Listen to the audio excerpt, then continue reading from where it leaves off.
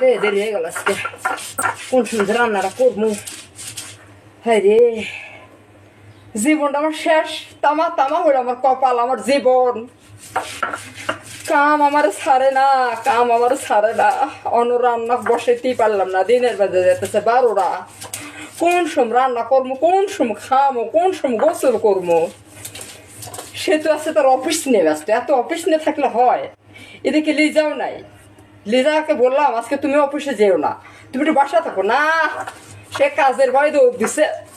আমার একলা পেয়ে সবাই চেষ্টা কই যাবো আমি কই যাবো রান্নাও করতে পারতেছি না তুমি তাড়াতাড়ি রান্না গো আমার সবাই বলদ পাইয়া যেমনি খুশি এমনি ঘুরাইতেছে ডাইনে বামে আর কত আমি খাটাখাটলি করবো সংসারটার মধ্যে কইতারি না